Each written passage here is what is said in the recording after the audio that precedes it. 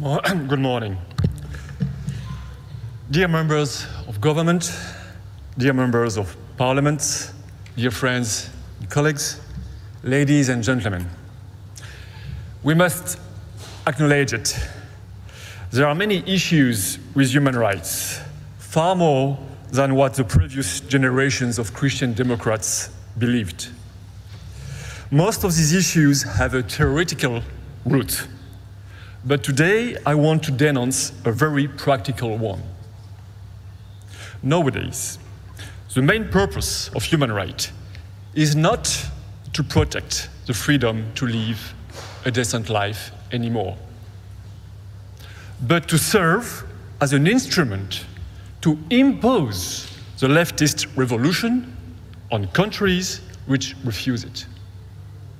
Sadly, it became an instrument of ideological domination rather than protection on countries such as Hungary and Poland, as well as on many other countries in the south.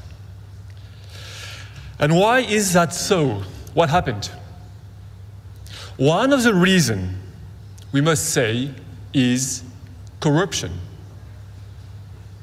Not only corruption of the concepts, but corruption of the human rights system by radical left activists who infiltrated the institutions, and by global private actors such as the Gates, Soros, and Ford foundations.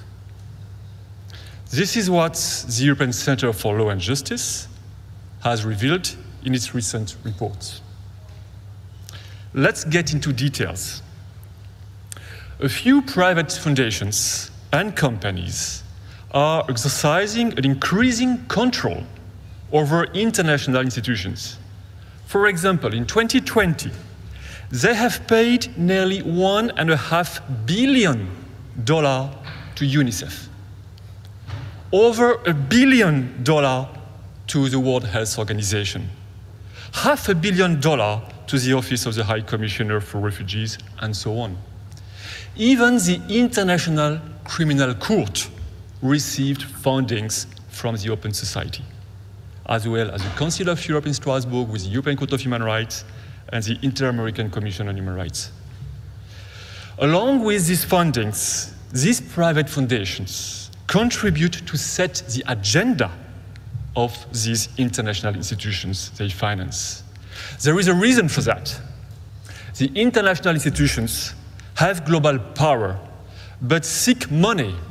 Rather, large foundations have money, but seek global power. Now, I will show you this corruption, how it works in a few examples. At the European Court of Human Rights in Strasbourg, we revealed that over the last 10 years, at least 22 out of the 100 judges were former staff of 7 leftist foundations, which are also active before this same court as applicants or third parties, such as the Open Society, Human Rights Watch, Amnesty International, or the International Commission of Jurists. Among these 22 activist judges, 12 are former staff or even board members of the Open Society. 12 judges out of 22. Moreover, the 6 other NGOs are also funded by the Open Society, which means that 22 out of 100 judges come from NGOs, which are even the Open Society or funded by the Open Society. And they were employees or board members of those organizations. This demonstrates the grip of those foundations, especially the Open Society, over the Court of Strasbourg. But there is more. At least 88 times in those 10 years, those judges have ruled on cases introduced or supported by their own former foundation or NGO, acting both as judge and party in those cases. 88 times. A judge ruled on a case introduced by his former organization.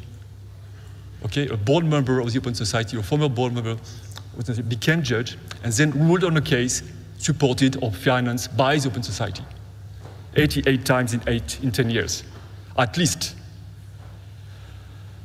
You can find all the details and much more on our report, the NGOs and the judges of the ECHR. As a result of our report, we got a lot of attacks, of course. But the ECHR eventually changed its ethical rules. And for the first time, a board member of the Open Society failed to be appointed as a judge in Strasbourg.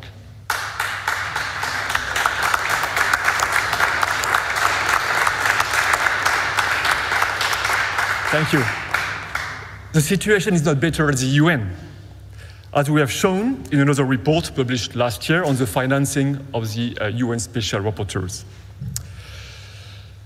We revealed that a large proportion of the Special Rapporteurs of the United Nations are also former executives of those radical foundations and NGOs, and moreover, that those Special Rapporteurs have accepted millions of dollars from these foundations, especially from the Ford and the Open Society foundations, out of any control from the states and the UN, and in violation of the ethical rules of the UN. The UN Special Rapporteurs are supposed to be independent experts with a worldwide competence on specific issues. They are at the top of the human rights machinery and have a considerable influence on human rights soft law. We explored every available financial record and interviewed 27 special rapporteurs. Some of them describe the situation as, I quote, corruption. In our report, we show in detail how the foundation pay and influence the agenda of the UN experts. But to be complete, we must also say that some states don't behave better than those foundations. I'll give you an example. The Open Society Foundation has given $100,000 in 2017 to a radical feminist group in New Jersey with the explicit purpose, I quote, to influencing a UN special rapporteur for him to write a specific report. And so he did. The following year, Mrs. Fionnuala Aulain, the head of the Open Society Women's Program, who gave the money, became herself a special rapporteur. Meanwhile, the lobbying director of the feminist group that received the money also became a UN expert. Today, Mrs. Dupretti, the lobbying director of this radical group, is the chair of the UN Working Group on Women's Rights. But in the meantime, she still is the director of international lobbying of a feminist group, which purpose is to influence the UN. Both sides, once again, conflict of interest. The problem is not only financial corruption, it's also intellectual corruption. Another example is the current UN Special Rapporteur on the right to health, Mrs. Puppinck. As a medical doctor, she has herself performed abortions that she promotes. She presents abortion publicly as, I quote, a radical act of self-love. She is the UN Special Rapporteur on Health. This is ugly. In addition to promoting abortion, she also advocates for the legalization of prostitution, which she describes as the ultimate form of feminism. She teaches the countries. It's her role. This is not just stupid, it's evil. Because such persons are ruining the human rights system. It's a disgrace.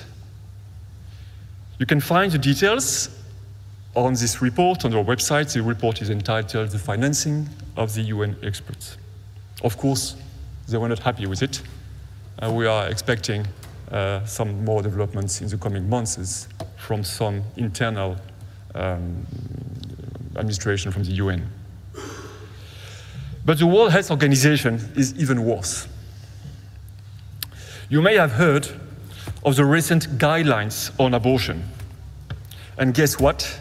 When we checked its authors and its financing, once again, we found the same radical groups. Those guidelines on abortion have mainly been drafted by the abortion lobby. The World Health Organization guidelines has been written mainly by the IPPF, the Center for Reproductive Rights, and the Population Council. And unsurprisingly, those guidelines recommend to legalize abortion on demand up till birth and to weaken the rights of the parents and the freedom of conscience of the medical practitioners. Those guidelines are published as an official WHO document, yet they have not been approved by any state, but only by a committee of so-called independent experts that is full of activists. And guess what? The process of drafting of those guidelines has largely been financed by Warren Buffett Foundation, which gave millions of dollars to the department of the WHO that published those guidelines. This is not surprising when you know that the director of the WHO department was previously the director on abortion matters at the Population Council in New York, an organization, a private organization, which purpose is to promote eugenics and population control around the globe. So this is just a glimpse on how the human rights system is today corrupted. The human rights system has been captured by the radical and global left. It became their instrument of domination. We must denounce it and break free from it. We shall not accept to submit to those ideologists. They are abusing their mandate and human rights. We, fellow conservatives, are the only ones who can save human rights from self-destruction. Because we accept that God exists and that He has established a natural law within us and above us that is truly universal and good. So please, join us in this fight for justice. Thank you.